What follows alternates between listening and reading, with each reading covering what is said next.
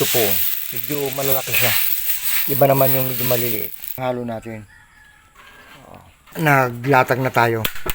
Ito, pinapantay natin para yung bato, pantay na pantay siya. Habang basa pa yung semento, pinapantay na natin. Pag tumigas ito, mahirap.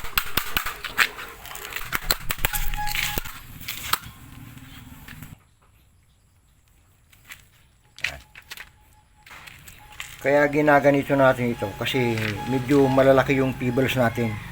Hindi katulad nung medyo pino, talagang natatakman kaagad yung mga singit-singit ng bato.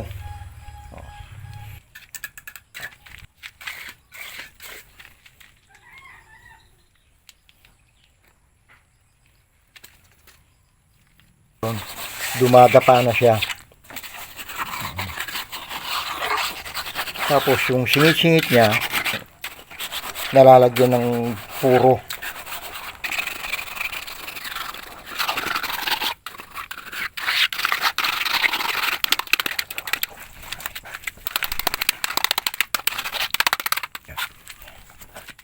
Sa pag-wash out mga idol, maraming klase.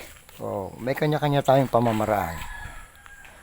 At kaya ginawa natin yung ganyan kasi medyo malalaki yung bisil natin at mamaya-maya siguro i-sprayan natin yan.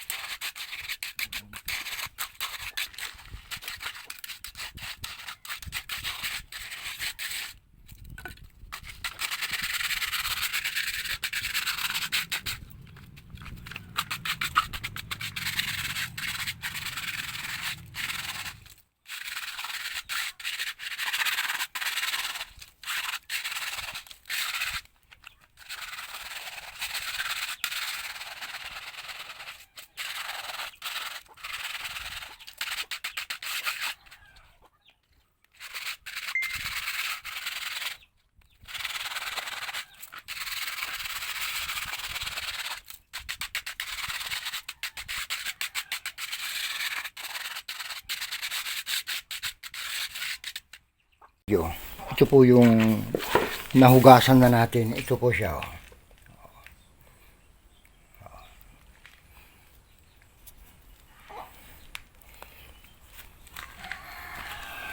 Yan po.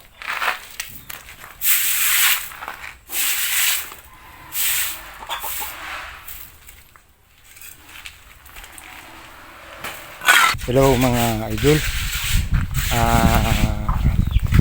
Kung nagustuhan nyo itong ginagawa natin pag-wash out at nagustuhan nyo itong video, baka naman pwede mga idol paki-subscribe naman po ang aking YouTube channel. Ano po? Para sa ganun, kung halimbawa may gusto kayong malaman tungkol sa mga pag-design, pagpipinis sa bahay, naka-update po kayo.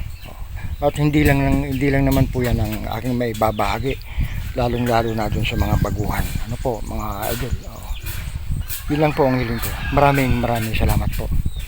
God bless. Hello, magandang umaga mga idol, mga kasama. For this video, tayo po ay nagsisimento. Ano po? At ang ginagawa natin ngayon ay wash out po, tungkol sa pagbawash out. Ang gagawin po natin dito sa flooring ngayon, palibasa ay marami naman tayong buhangin na pinagsalantrahan.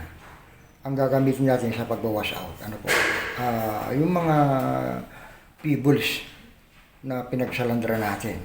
Dalawang klase po siya ang ginamit natin. May maliliit at medyo may malalaki. Ano po? Ito po yung ginawa natin mga idol. Unang-una, nag-guide muna tayo. Ayan. Nag-guide muna tayo ng tiles.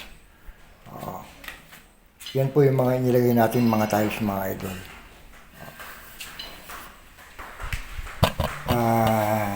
Tsaka tayo nag-wash out.